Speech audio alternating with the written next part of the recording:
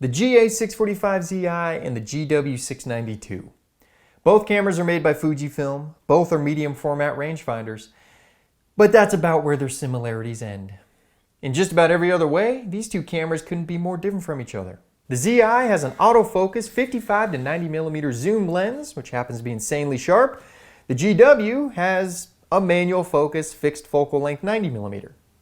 The Zi has an electronically controlled aperture and shutter speed by way of a modern thumb wheel.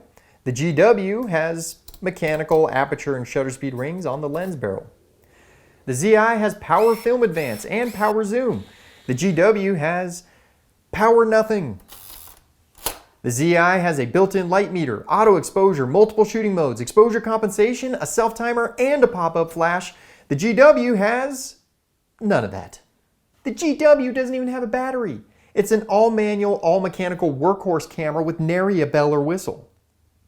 Wait, it does have a built-in retractable lens hood and two locking shutter release buttons, so some serious bells and whistles there. The GA645Zi, on the other hand, is a modern technological work of art with just about every modern feature you can imagine. There's a reason it costs almost twice as much as the GW. And I love this camera, but ever since I bought it in 2016, I feel like I've spent the last 7 years trying to fit this square peg in my round hole. Yes, I finally had to admit that the GA645Zi is just the wrong camera for me. Or more accurately, I'm the wrong photographer for it. The GW690 II, though, I'm quickly realizing that I am the perfect photographer for this camera. I've only had it for about 2.5 weeks, but by the time I put the third roll through it, I could tell that me and the old Texas Leica were a match made in heaven. This cumbersome, slow-ass camera is a perfect match for my cumbersome, slow-ass brain. Now, why these cameras? Well, let me start by telling you why I bought the Zi all those years ago. I basically wanted a point-and-shoot medium format camera to take more pictures of my life.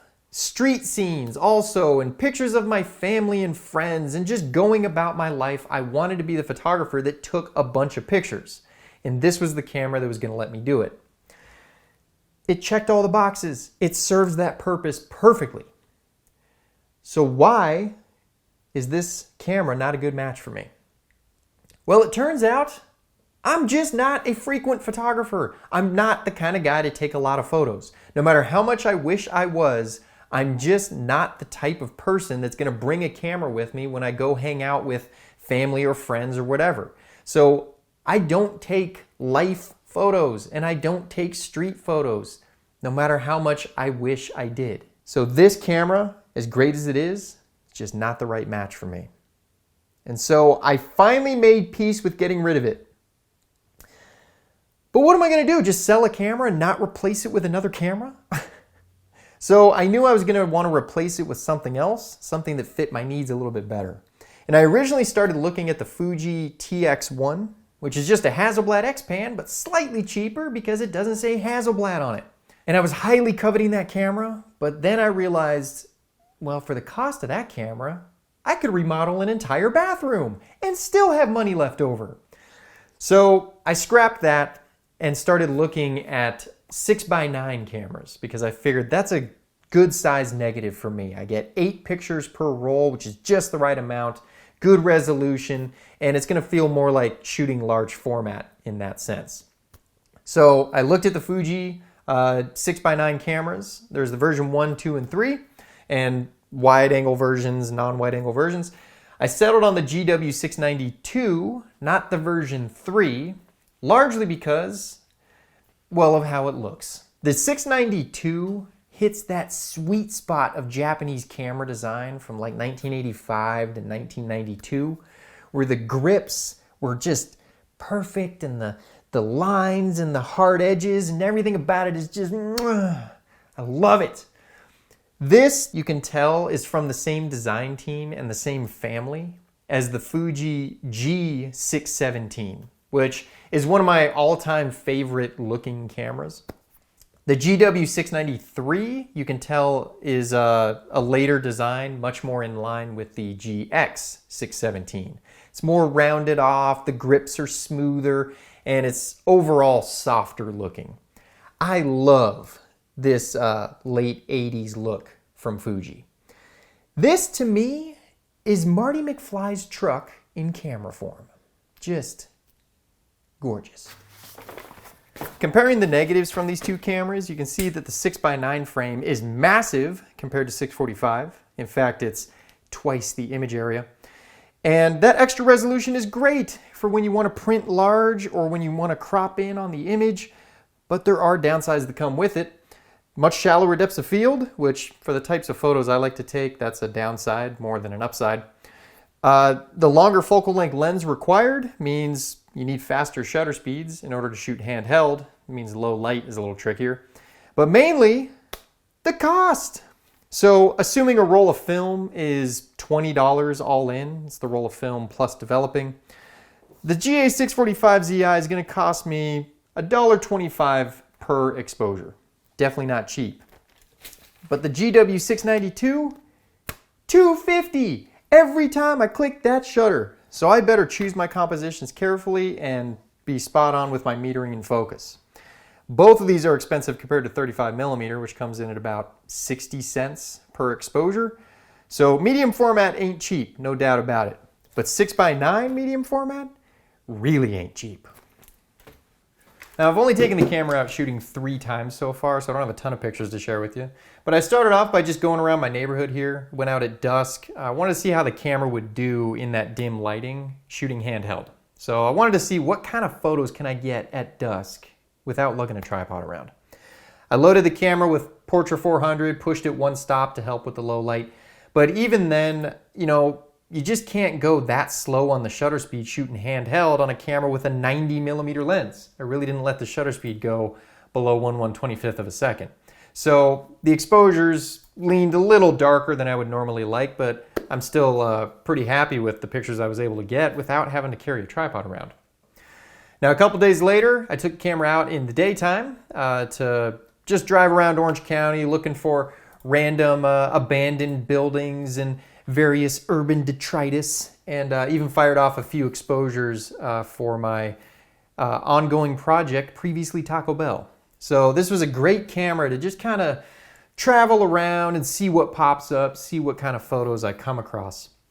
And one of the things I noticed pretty early on with using this camera is how much I love shooting in the 2:3 aspect ratio. I'm not a 35mm guy, so I don't encounter 2:3 aspect ratios all that much in my shooting. It's mostly 4:5 and 1:3 with my panoramics. So I really enjoyed getting to utilize the 2:3 aspect ratio on such a big negative without having to crop down to it. A few days later, I went out to the high desert just to see what I could find in the little towns up there, photographing random storefronts and abandoned buildings and all that stuff. I love shooting. And the camera was great for that. It was quick to get in and out of the car and get a photo, and I could kind of take a quick shot and sneak away and all that fun stuff. One thing I ended up doing is I experimented a lot with different cropping aspect ratios. So, I tried 4:5 and 1:1 square, and normally I don't really like to crop to an aspect ratio that isn't the native aspect ratio. So 2:3, I would normally only ever crop to 2:3. But I've found that for some reason on this camera, I just don't have that mental block. It's nice. I can crop to 4:5 or crop to 1:1, and I don't feel weird about it.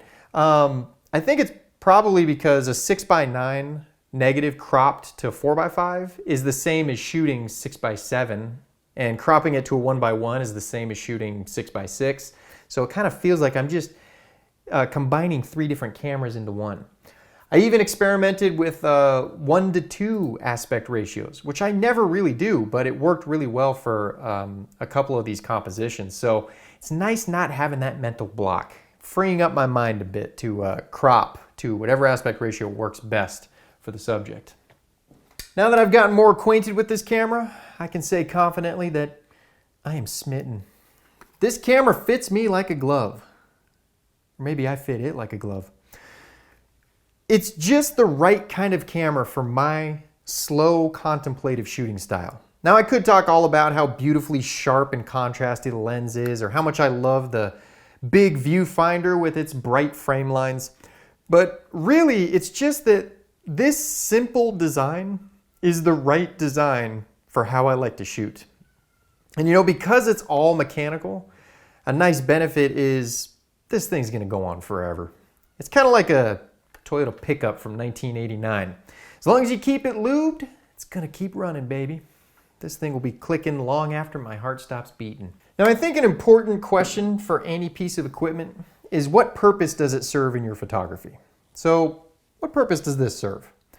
Well, when I go out taking pictures, like let's say on a camping trip, there are plenty of photos that I'm highly invested in. Invested enough that I want to break out one of my big ass slow cameras, 4x5 or the 6x17. But there are also a lot of subjects I'll come across where I really want a picture of it. I want a good big negative of that subject, but I'm just not invested enough to go through the hassle of breaking out the large format stuff. This is for those subjects. So now that I've finally found the medium format rangefinder camera, my masochistic shooting style always dreamed of, it's time to send the GA645Zi off to greener pastures. It deserves a better home. And if you think that home might be in your hands, check the link in the description to see where I'm selling it. But thanks for watching this little video. Hope you enjoyed it, and I'll see you next time.